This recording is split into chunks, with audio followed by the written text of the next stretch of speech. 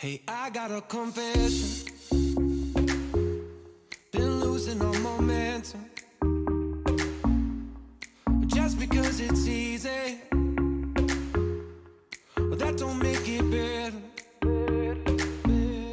I wanna dig my hands deep down in the dirt.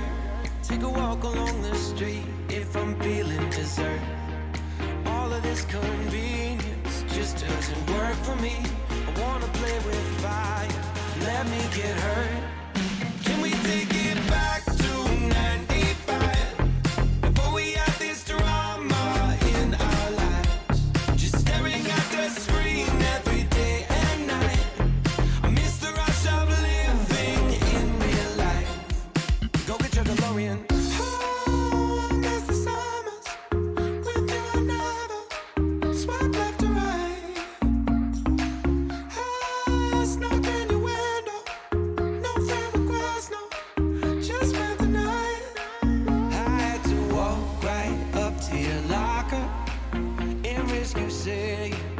Just don't bother. I know this all just makes me sound ancient, but sons and daughters, that shit was amazing. Can we take it back to 95? Before we had this drama in our lives, just staring at the screen every day and night. I miss the rush of living in real life. Go get your DeLorean.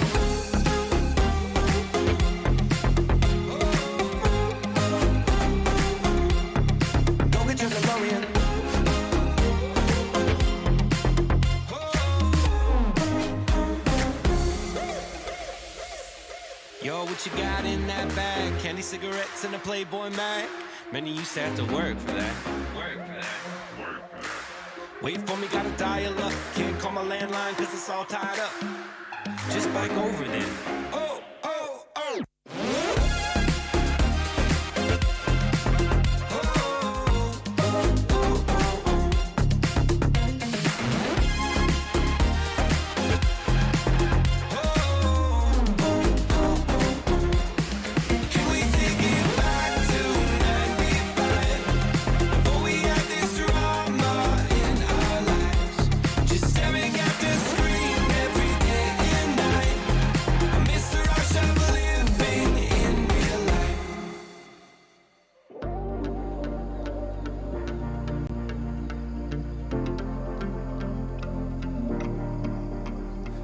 It's amazing, the subtle games that you are playing, and you don't even know I exist. But you have got me on your hit list, and you're conspiring. Girl, you are sexual and bad, and now you got this on your conscience. Now I'm unresponsive. Oh, but call your mama, tell her you love her. That's not the end for you. Run through the fire, I'd walk the wire. I would sell everything I own. I'd swim the ocean, dance with the devil. I'd sell my soul to take you home. Can feel the floor underneath our feet. Five shots through my chest as you watch me bleed. Every kick, drum hit is a symphony. Every brush of your curves is the air I breathe. You speak, I am listening. Sweat rolls, girl, you're glistening. Slow-mo, pull me into the light, the light. There are people watching us, wishing they were obvious, instead of giving into the fright, the fright.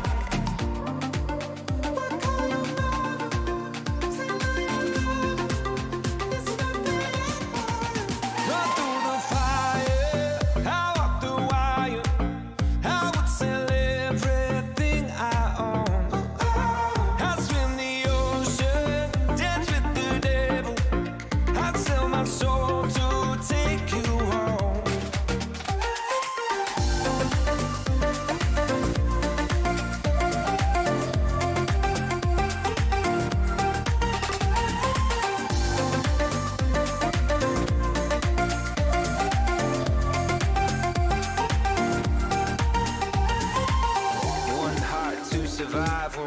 just breaks. One slow suicide while one just takes and takes.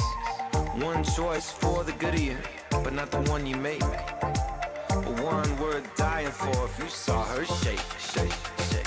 We can feel the flow underneath our feet. I am listening. We can feel the flow underneath our feet. You are glistening. We can feel the flow underneath our feet. I am listening. We can feel the flow underneath our feet. That's my bad fire. Run through the fire. Out the wire. How it's everything I own. I swim the ocean. Dance with the dead. I'd sell my soul to take you home. Run through the fire, out off the wire. I would sell everything I own. I'd swim the ocean, dance with the devil. I'd sell my soul to take you home.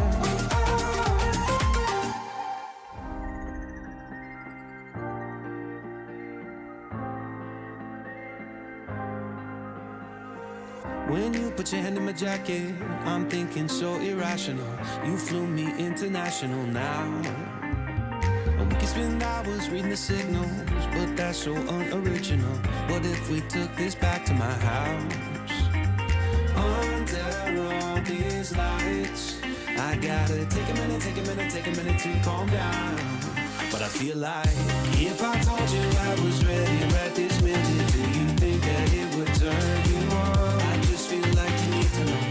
If I told you I was ready right this minute, would you just run off and tell someone? I just feel like you need to know. I don't wanna feel like we're wasting time.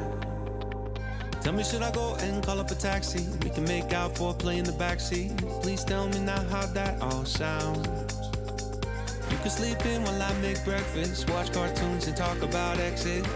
And if you're happy, stick around. I just feel like this is worth the risk. I never felt a fire like this. If I told you I was ready right this minute, do you think that it would turn you on? I just feel like you need to know. If I told you I was ready right this minute, would you just run off and tell someone? I just feel like you need to know. Right here, right now, we're running out of things to talk about. Right here, right now, I'm about to let the truth come out. If I told you I was ready right this minute, do you think that it would turn you on? You tell me now. If I told you I was ready right this minute, would you just run off and tell someone? Keep my feet on the ground. If I told you I was ready right this minute, I just wanna go and lay you down. I just feel like you need to know. It's clear. If I told you I was ready right this minute, would you just run off and tell someone? To know. If I told you I was ready right this minute, do you think that it would turn you on? I still remember your number. Can say those digits by heart.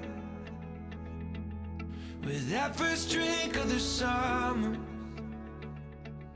I think about where you are.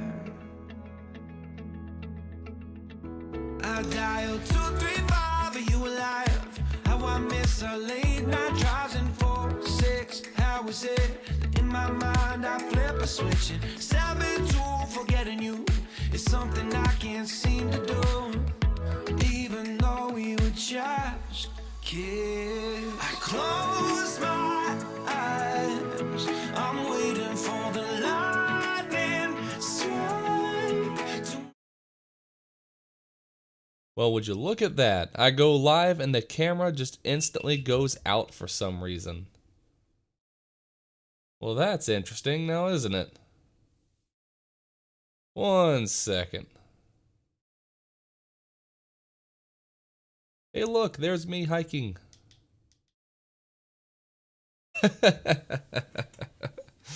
Of course, that's how it works. Hey, what's going on, everybody? Hope everyone's having a great morning, or as Fetterman would say, hello and good night, everyone. Because, oh boy, was that something, was it not? We got some good stories here today, actually. We have New York City apparently being forced to rehire the people they let go for not getting the jab, which is just fantastic, right? Not only that, not only are they having to rehire them, get this, those people are going to get back pay for the entire year they were not able to work. So, I mean, huge win for freedom over there, right? Which is not something I'm used to saying about when it comes to New York. We also got a woman, I think it's in Arizona, who is arrested for, get this, she was feeding the homeless. Yeah, feeding the homeless got her arrested because obviously only the government is really allowed to help the homeless because they just do such a bang-up job at it, don't they? But, or actually, we actually got a few more here too. We also got Hillary denying the, or already pre-denying the election results of 2024, which is hysterical. And we have a few more actually if we do have time for them.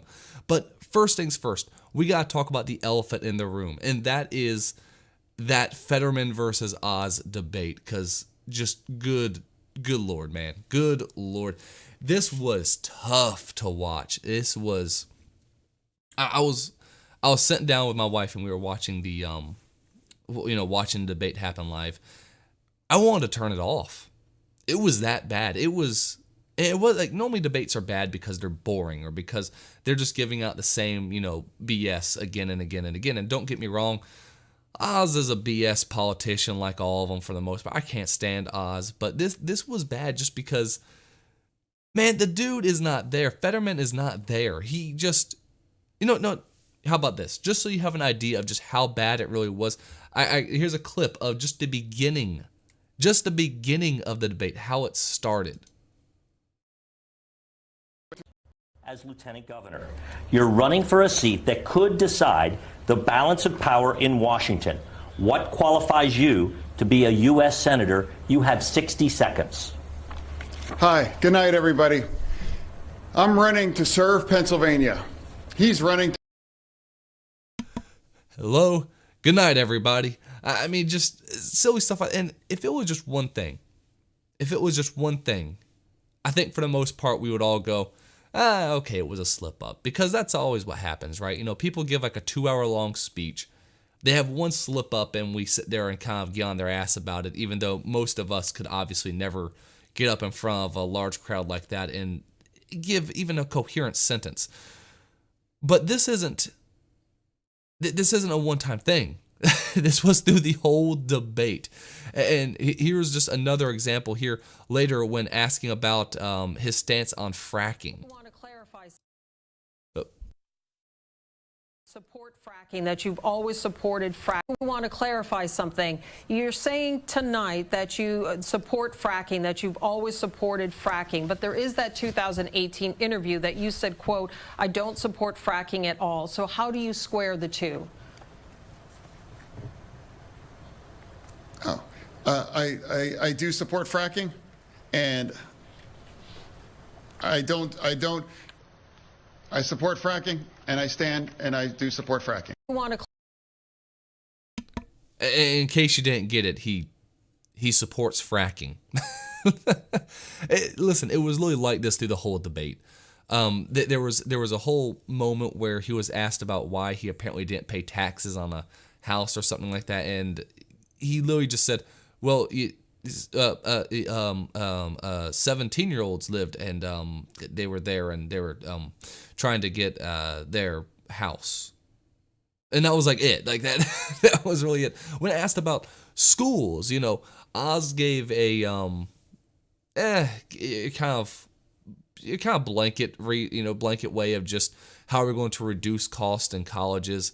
Your basic stuff, right? Saying, we should refocus the efforts on degrees that actually mean something. We should, of course, get rid of the bureaucracy in the educational system. Kind of your normal go-to stuff for saying how we're going to lower the cost of education when it comes to college. Fetterman says, yes, I believe we need to reduce college, yes. And Yes, we need to reduce the prices of college. Yeah, well, that's what we're going to do.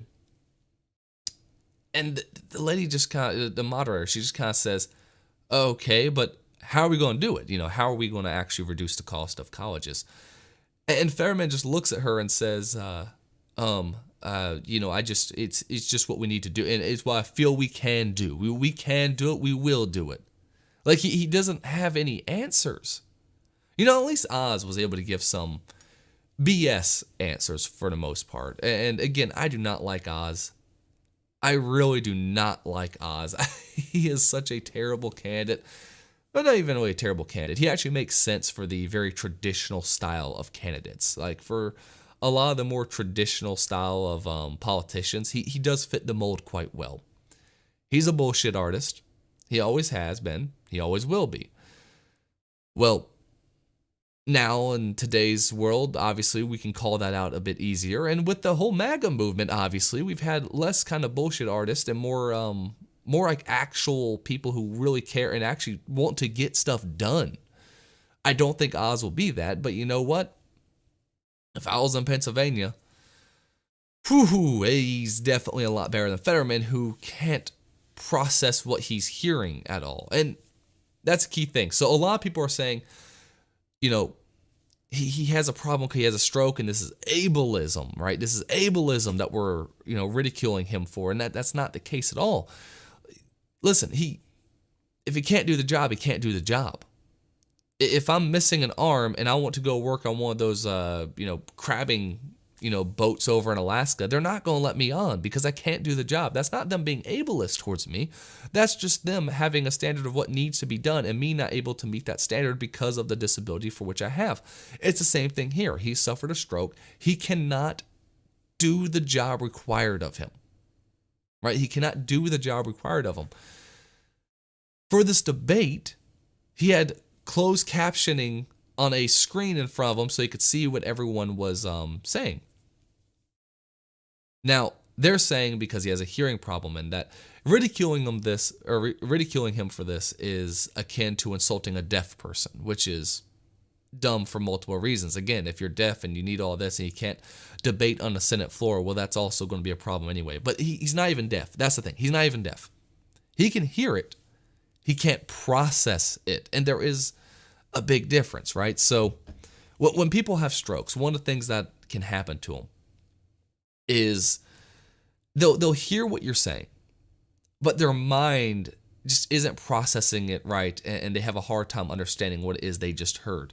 So it's kind of like if you're really bored and some person's kind of going yada yada yada yada yada next to you, and you're kind of blank out there for that moment, and you heard what was said, but you didn't really hear what was said. It's kind of like when my wife, while I'm watching TV or doing whatever, and my wife says, "Hey, I need you to do this, this, and this." And I'm like, "Yeah, what? Yeah, I got you. Wait, what was it you said?" It just, your mind just didn't process it in the moment because you were not focused. Some people, when they have a stroke, have something similar happen to them where they'll hear it, but they can't process it. So reading it helps fix this issue, right? You read it and it kind of just solidifies in your mind a bit better. It makes it easier to comprehend things. So his issue isn't that he can't hear, it's that he can't process what it is he's hearing. That's a big problem. I mean, think about a guy like that in the Senate. I mean, don't get me wrong. I kind of like the fact that if all of our politicians couldn't hear each other and just can't get anything done. I much prefer that, actually, to be honest, maybe. But this is someone who cannot, he's just not healthy.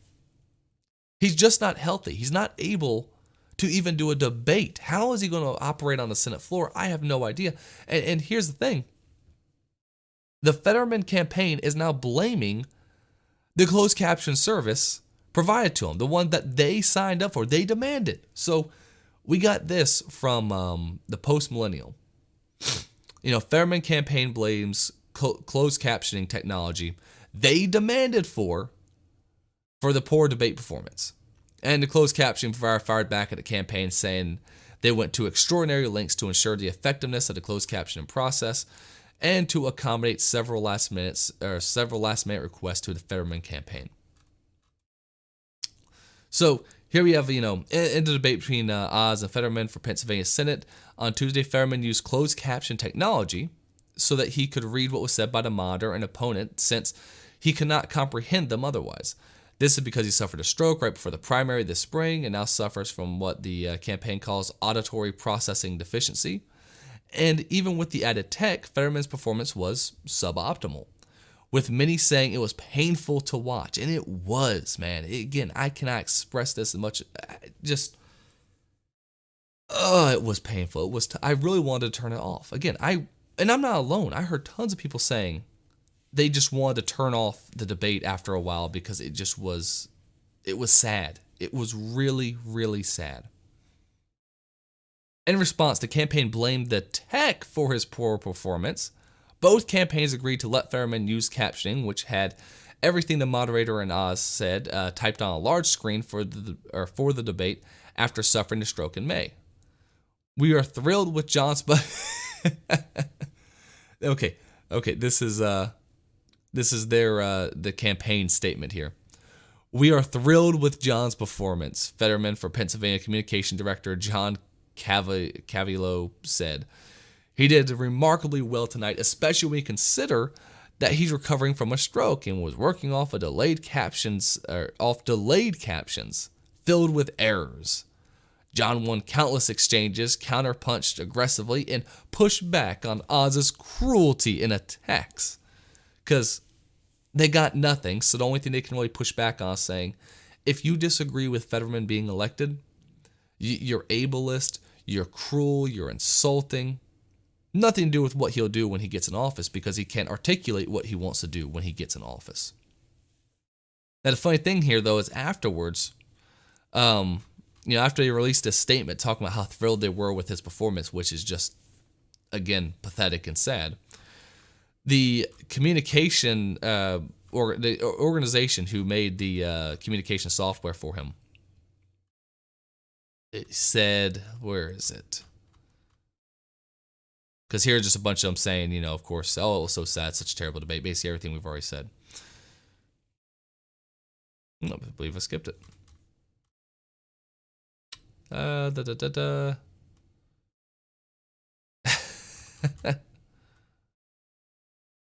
So both candidates agreed to the technical setup and closed captioning process weeks ago, which was implemented at the request of Fetterman campaign. Both candidates were offered the opportunity to do 2 full rehearsals with the same equipment used at the debate. 2 full rehearsals with it. Mr. Fetterman chose to only do 1. In fact, Nextstar's production team went to extraordinary lengths to ensure the effectiveness of the closed captioning process to accommodate several last-minute requests from the Fetterman campaign. The closed captioning process functioned as expected during rehearsals and again during tonight's debate. We regret that Mr. Fetterman and his campaign feel otherwise. They had 2 rehearsals with this. They were allowed 2 full rehearsals, and they didn't even do that. Man, you are suffering a stroke. You can't process what you're hearing. You're reliant on technology to a much higher degree than anyone else, and you're not going to use the technology. You're not even going to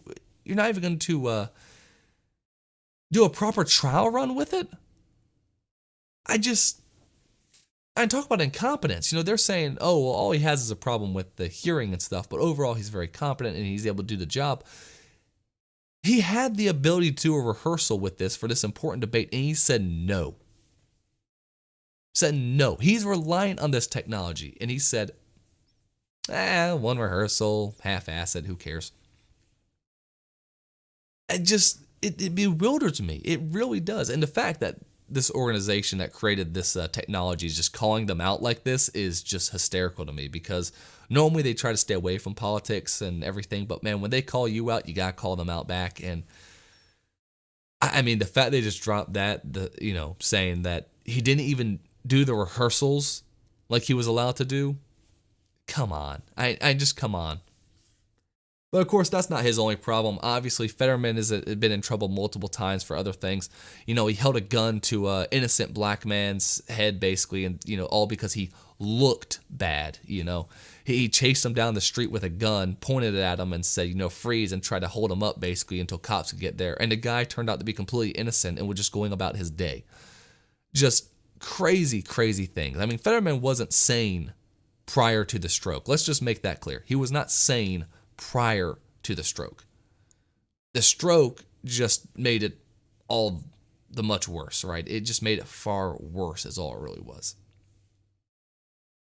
But yeah, the debate was a complete disaster. Democrats' approval rating has plummeted, or not really approval rating, but the polling data is plummeting for them right now. We might be really looking at, you know, Pennsylvania flipping red. We might be looking at a few other states actually flipping red too. Obviously, Arizona is a big one over there with Kerry Lake, as well as, you know, there's the obvious victories the Republicans are going to pick up out there as well. But I mean, even in New York, the race is tightening, and I don't foresee Republicans winning the governor race in New York. But the fact that the Democrats are having to actually work for it, that's a good sign, guys. That's a real good sign. But speaking of New York, we got an ad here. Okay. Go away, ad. Come on. I really hate the New York Post, the way they have their website. Such a raggedy website.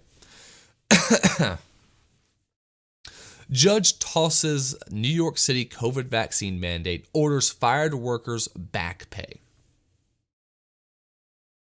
New York City went above and beyond to screw people over during COVID. Now, this is my water cup. It might be hard to say. It's a Yankees cup. I'm not a fan of the Yankees, by the way. I am not a fan of the Yankees, but I got this cup because I actually go to New York, or used to, a decent amount. Me and my dad would go see boxing matches over at Madison Square Garden, as well as we saw, you know, Deontay Wilder fight in the Barclays Center, which was freaking awesome. Loved it. And I had to do a lot of work in New York. In fact, during might have been 2021, I believe. I was there. It was right when COVID was still really, really hitting the area hard. So I think 2021, when everything was still pretty locked down. I was there through the winter of that for about 3 months, opening up a bunch of offices out there, about 6 offices around the Bronx. And I was staying right there in Times Square, and seeing how much those mandates destroyed that city.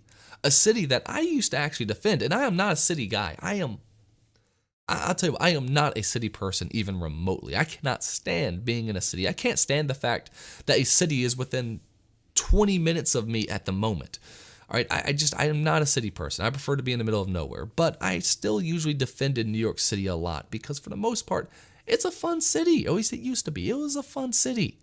You could go in there, and Central Park used to be beautiful. The museums are great. The restaurants are fantastic. Even if you go outside of Manhattan and go over to the Bronx, man, the Cuban restaurants there are fantastic. I love good Cuban food. They have some great Cuban food in the Bronx. But when I was there in 2021, I was staying at not Madison Square Garden, right on Times Square. I was staying right on Times Square for next to nothing. There was almost no traffic. The hotels were practically abandoned. I think they said they were at like 20% capacity, if that. When I walked out of the hotel, right near Times Square, there was a homeless guy literally injecting himself with a needle right in front of a bunch of officers. No one gave a damn about it. Almost butt naked too. Like he was injecting into his ass basically. And just sitting there. It was like a blizzard going on. This dude's half naked, laying there, drugged out of his mind. No one doing a damn thing about it. And he wasn't the only one. There was multiple of them all around Times Square. Restaurants shut down left and right. Businesses shut down left and right. Some of my favorite Cuban places over near the Bronx completely shut down. Just could not make it through it.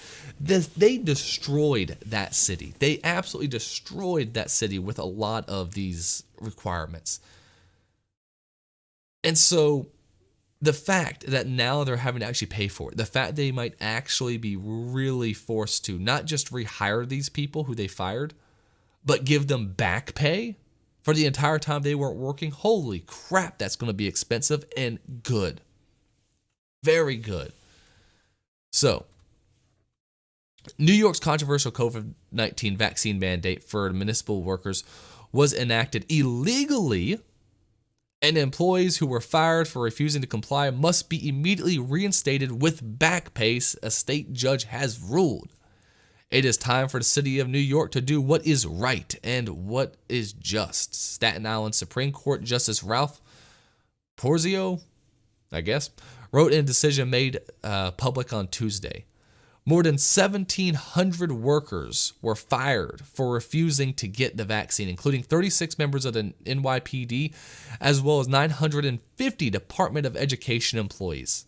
I have to say, I'm very shocked that's only 36 members of the cops that got fired for refusing the vaccine. In his 13-page ruling, the judge said that then City Health Commissioner David Chokski ordered violates the separation of powers doctrine enshrined in the state constitution. Chokski also violated the workers' substantive and procedural due process rights and didn't have the power and authority to permanently exclude them from their workplace. Because again, where does the government have the power to say you will be injected with this vaccine? Where does the government have the power to say you must be injected with what we tell you to? And again, I want to make this very clear. I am not at all anti-vax, not even remotely. I love vaccines. Vaccines are great, all right? They make us practically superhumans. They're awesome. Listen, I have 2 kids. Both of them obviously have had to go through and get some of their vaccines. You know, one of them is 1.5, the other is like 2 months old. So obviously they haven't had a lot, or they haven't had all of them. But, you know, they're going through the process of getting their vaccinations. But I didn't get the COVID vaccine because I went to my doctor and said, hey, I've already had COVID. Do I really need to do this? And he said, no, not only do you not need it, just do not get it. It is stupid to take a experimental, how do you put it? He said it's stupid to take an experimental medication when you're not at risk for the disease in the first place. So I said, all right, great. What about my wife who's pregnant at the time? No, don't get it. It's experimental. You know, she's young, she's healthy, she should be fine if she gets COVID. And what do you know? We both got COVID and we were just fine, right? I got COVID first. I got the Alpha variant. It sucked. It was terrible. It knocked me on my ass. It really did. Then we both got the Omicron variant when that came about, and that was nothing. It was like a day of being sick, like 1 day of being sick, and that was pretty much it. Like I've had normal flus worse than Omicron. I've had stomach viruses worse than Omicron, which is, you know, obviously not downplaying, you know, the people who've had it pretty bad, but hey, great. You know, me and my wife, no problem with Omicron. So there was no need for us to get vaccinated. We talked to our doctors. We made sure, right? And that's what everyone should do. Talk to your doctors. I've talked to 3 doctors about this, and 2 of the 3 both said, do not get it for us. And the other one said, just kind of do what you want. It really doesn't matter. So that was for us. Not saying for you. That was for us. But all I'm trying to say is I'm not against the idea of people being vaccinated or even taking the COVID vax in general. I mean, there's people who are actually really at the high risk category. I know people who, if they got COVID, oh my God, it would be disastrous for them. It would be awful. So yeah, them getting the vaccine made sense because they were at a very high risk category. My grandparents who are in their, you know, upper 80s, obviously, if they get COVID, it gets really, really scary really quickly. So they got vaccines. They got the vaccines, right? So I'm not against it. My issue is the government has no right to tell you that you must inject yourself, that you must take this medication that, frankly, is brand new, experimental, and the people who made it are not at all going to be held responsible if something does go wrong. And that's the big thing, right? You're telling me I need to take this medication, But if I have an ill effect because it's new and rushed, I can't sue you. I can't get any, I can't get anything from that. Like, that's just ridiculous. Absolutely ridiculous. So at the end of the day, it should be a choice between just you and your doctor. You decide. Do you want to get vaccinated? I think you should talk to your doctor. If they say, hey, you have some at-risk category, you're in the at-risk category here, maybe you want to listen to them. Maybe your doctor will say, you know what? You run, a half marathon almost every month. You stay relatively active. You're not too terribly overweight, and you're still young. So I might recommend against it. If your doctor says that, then listen to your doctor. And if you don't like what your doctor says, go find a new doctor, all right? There are a dime a dozen. You can find a doctor out there, no problem. Find one you trust, all right? If you don't trust your doctor, you shouldn't be going to them in the first place. But that's the thing, right? It should be between you and your doctor. The government should have no say in this because the government obviously has a long history of screwing things up. Just look at some of the experiments they've done on the military in the past, and that's a whole nother conversation. Speaking of which, I want to have a bit of water right now. My mouth is getting dry. This morning stuff, man. Something about doing videos in the morning, I swear. Makes me thirsty. So, the vaccine mandate for city employees was not just about safety and public health, it was about compliance. If it was about safety and public health, unvaccinated workers would have been placed on leave the moment the order was issued. If it was about safety and public health, the health commissioner would have issued citywide mandates for all residents. The judge also noticed that the Big Apple's nearly 80% vaccination rate before saying that we shouldn't be penalizing people who showed up to work at great risk to themselves and to their family while we were locked down. The ruling came in response to a suit filed earlier this year by 16 former sanitation department workers who were fired in February for refusing to get vaccinated, and only applies to them. Wow, it only applies to them. Whoa, okay, wait, really? I might have to see, because if it only applies to them, like, why is only 16 of them trying to sue? Why is only 16 of them doing it? Not many people let go, man. Everyone should be going after this. Everyone should be going after them. Wow, I didn't realize it was only just 16 of them. Okay. But the ex-employee's lawyers, Chad Levine, I can't say that name, said every city employee who has been terminated because of the mandate could bring civil action against the city, and damn it, should they? I mean, really, they need to bring everything they can. It should be nonstop litigation from this point forward, because what the city did was ridiculous. Litigation involving the other city employees would cost the city at least hundreds of millions in taxpayer funds. Of course, all you saying to taxpayer funds. I hate when they, because who does it come from? They're giving the money back to the people who they stole it from, okay? That's what they're doing. They're giving the money back to the people they took it from. I get it's taxpayer money, but just, I feel like that's kind of like a way of saying, oh, it's coming from other people, No, it should be, not so much litigation is going to cost that in taxpayer funds, but the government's gross incompetence and illegal behaviors have cost the taxpayers this much. In his decision, Porzio said that the former sanitation workers all claim and provided laboratory documents or documentation that they have natural immunity from COVID-19. That's still fucking ridiculous, man. Judge also said experience from the pandemic has shown that the protection provided by the vaccines are not absolute, with breakthrough infections occurring even for those who have been vaccinated and boosted.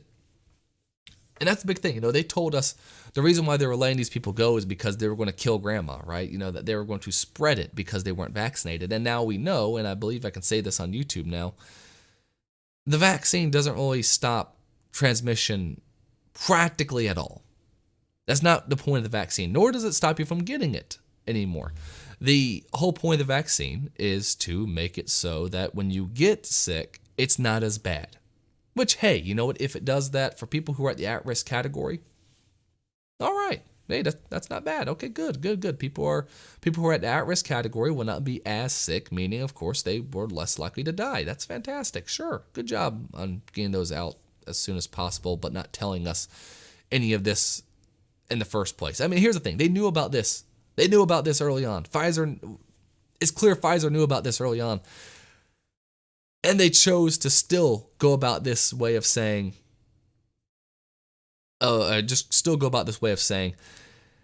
you're going to kill grandma. You're going to spread the disease. That's the whole thing. They kept saying, you're going to spread. That's why we're letting you go. Because if we do not let you go, you will get sick and you will spread to other people, even though the vaccine doesn't stop you from getting sick and it doesn't stop you from spreading it.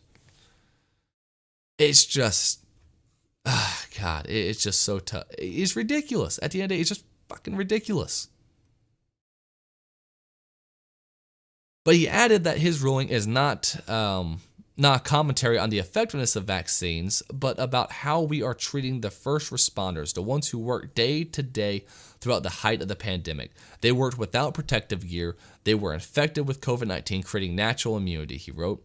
They continued working full duty while their exemption requests were pending. They were terminated and are willing to come back to work for the city that cast them aside. I mean, I say you should go back to the city, work for a little bit, and then, quit right afterwards. Still leave them high and dry and just get that back pay, get that money again. Use that back pay to move out of New York. That's what they should be doing. In his decision, Porzio also cited President Biden's recent assertion that the pandemic was over and that Governor Kathy Hochul's September 12th announcement that she wouldn't extend New York's pandemic-related state of emergency. Under the terms of the ruling dated Monday, the fired sanitation workers were to be reinstated to their full employment status as 6 a.m. on Tuesday. They're also entitled to back pay and salary for the date of termination and were directed to submit a proposed judgment against the city by November 10th. So here's the thing. I think we get the point here. The city screwed these people over. But even in this, only 16 people out of the, what did they say? It was over 1,000 people. Over 1,750 city workers were fired. Only 16 of them brought a case against the city. Only 16. And there were sanitation workers of that. None of the cops brought anything back to the city. None of the medical workers, tried to sue the city. The sanitation workers, sure, I guess. Good job, guys. Great job. I don't understand how out of over almost 2,000 people, only 16 decided to try to sue the city over this. And what do you know? Those 16 won. Fantastic them. Everyone else, all 1,750 city workers, go out there and just talk to a lawyer. At least go talk to a lawyer, because the standard has been set. The standard has been set. These 16 workers won their case. Now everyone else needs to follow suit, because what the city did is just, God, it is insane. You took healthcare workers who were helping people during the pandemic, at a time when we needed healthcare workers, and you said, let's fire you. Let's get rid of you because you're not getting the experimental medication. Because you won't take experimental medication, you're fired, instead of having them available to help people. Because guess what? New York didn't want to help people. New York did not want to help people at all. We know this for a fact, because when Trump sent the medical ship, the Mercy, over in New York, they didn't use it. They didn't use it one bit. Guess what they also did? They put COVID-infected people in nursing homes, spreading it even further. So don't give me this bullshit saying, oh, we were just trying to protect people. We were just trying to protect the workers. We were trying to protect the city. No, you weren't. You were trying to spread it as much as possible to old people. You were trying to increase the amount of money the federal government was going to give you, because obviously the more people who die from COVID in your city, the more money the federal government gave out in federal funds to your city, so that you could then, of course, appropriate that to however you want to, right? It was all a way to, for one, hurt Trump, because, of course, again, they didn't use the Mercy. They didn't use any of the things that Trump sent them. And two, to, of course, get the funds coming from the federal government. And again, here's the case where, the path to hell is paved with good intentions. The federal government said, hey, if your hospital has, is facing a lot of people, you have COVID, and you're having a lot of people die and all this kind of stuff, we're going to give you funds to make sure your hospital stays afloat. We're going to make sure that you're well staffed. We're going to give you more and more money. We're going to give the states monies, or we're going to give the state money depending on, of course, how many COVID positive patients they have, because, well, if they have more COVID positive patients, they're going to need that money. Except they didn't realize the fact of hospitals were going to start reporting people who died of other causes as COVID deaths because, well, that gets them more money. States were going to, of course, do things that are just unconscionable, like putting COVID positive patients in retirement homes, which spread it even further because, hey, guess what? It got them more federal subsidies. What New York did was disastrous. The entire city is destroyed. When I was there recently, again, it was the amount of people who I met who were in homeless shelters, who just years prior were making near six-figure salaries. It was so depressing. I could not go and talk to anyone in New York City without getting depressed after hearing what they were going through. And when I told them, yeah, I live in North Carolina. We have lockdowns, but for the most part, no one gives a shit, and we're just still going about our day. I'm still going to my favorite restaurant. I'm still going to, my favorite place to eat. I'm still going to church. I'm still doing everything. And and the look on their face, they just couldn't believe it. And they got so depressed over it because I think they started to realize the fact of just how terrible their city really is at this point. But of course, the government is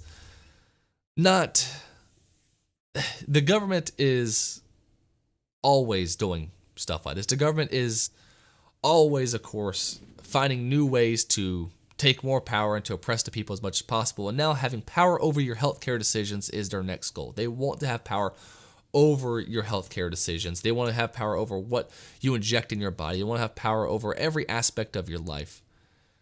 And the government also wants to make sure that you are not able to do anything that might impede, or not impede, but they want to make sure that you don't do their job for them. Let's put it that way. They want to make sure that you don't do their job for them now, because guess what?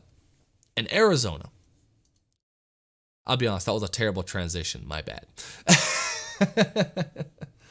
In Arizona, we have this. I'm not going to play the whole thing, but we're going to just see the first maybe like 30 seconds of it real quick. Okay. Well, I'm going to call my higher-ups and figure out how we're going to handle this, okay? My name is Norma. Okay. Well, I'm going to call my higher-ups and figure out how we're going to handle this, okay? My name is Norma Thornton. I live in Bullhead City, Arizona.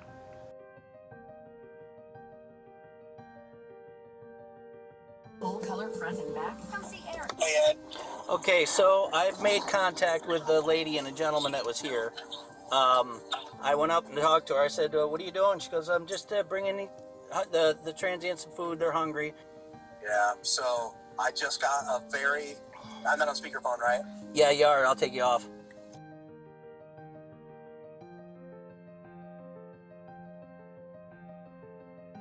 I think this is a PR nightmare, but okay. Here's the bad news. Uh-oh. You're under arrest. I am? Yes, for violating the city ordinance. Good news is, all I'm going to do, get your fingerprints, all that stuff, and I will bring you right back here. The city of Bullhead has made it a crime to feed the needy. Technically, I'm supposed to be handcuffing you and everything too, but I'm not going to do that. 'Cause I don't think you're a hardened criminal. I don't think you're out to hurt me. I'm not out to hurt anybody.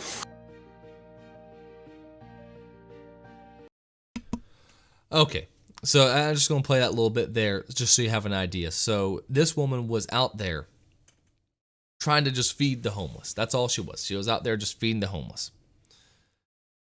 Apparently that is illegal to do in Arizona because here's what the government does. They have basically, they say for the health of the homeless, you cannot just go out there and start feeding the homeless because you don't have any food safety, right? Like they don't know where the food's coming from, and because of that, you could be poisoning the homeless people or what have you.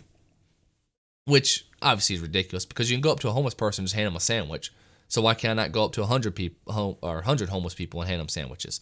So a lot of cities and a lot of states have many laws on the books to basically disencourage you from helping homeless people because they don't trust you.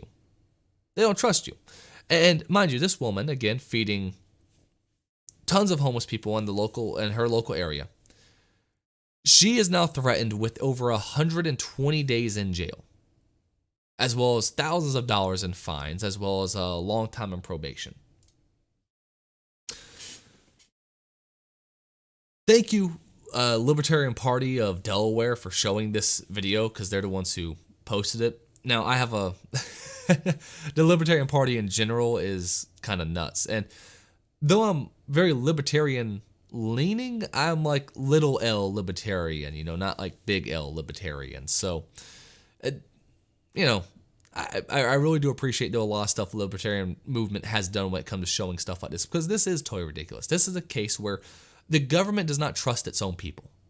The government does not trust you. They don't trust me. They don't trust any of us. And because of that, you can't just go and help the homeless because, well, for two things. One, they don't trust you, right? They don't trust you. Two, if you go and help the homeless, if you open up your own shelters and don't go through the permitting process, and if you go out there and start feeding the homeless, what's the government to do? What is the government able to do? The government knows if they want to take as much power from the people, what they need to do is make sure they are people's sole source for charity. All right, not the churches, not private individuals, but the government. They want to be the only charity in town. Because of that, when you look at other charities do a lot of good work. The amount of restrictions that are put on them, the amount of just red tape that's around trying to open up your own charity or nonprofit is insane. I mean, really look into what it takes to open up a nonprofit, and you'll see the average person cannot do it. The average person cannot open up a nonprofit in this country. All right, you need a good amount of lawyers. You need people who really know what they're doing, and when it comes to all this case, you gotta know people who can navigate all the bureaucracy that goes around it. And I've worked for a few nonprofits in the past, and I'll tell you, that was the worst part about working for nonprofits, was the red tape. The reason why I'm no longer working for any nonprofits is because, man, it is just so tiring to deal with the bullshit day after day after day of when you're trying to actually go out there and get something done, and the government steps in a way and goes, nuh-uh, you can't help these people because you didn't fill Form C38B Section D out properly because, you left this one line, not filled out all the way. It's just irritating. It's irritating, it's frustrating, and for the most part, no one wants to get involved with it. Fortunately, churches still do a lot in a lot of different communities. Our church about once a month goes and feeds the homeless, as well as does a few other things in the community. But it's getting harder and harder for even them to do it. Excuse me. The reality is that when you free up people to make their own decisions, when you free up people to be able to pretty much do what they want, there will be people like her who want to help the homeless, who want to help people around them, who want to help out their community. Churches will start standing up more and more and more. Other just basic nonprofits, secular nonprofits will also stand up and start doing what is needed. But so long as there's restrictions on here, who wants to get involved? Who wants to go through this red tape? Who wants to deal with any of this just bullshit? No one wants to deal with it. And why would you? Why would you want to risk going to jail for over 120 days because you wanted to go and just feed the homeless people? You're already doing work. Who wants to do work with the added benefit of you might go to jail for it because you made a mistake? The libertarians have one thing right. If you eliminate the welfare state, if you eliminate many of the government programs, guess what? The people will stand up and start doing what is right. Churches will stand up and start doing what is right. But why should they if the government's going to interfere with them every step of the way?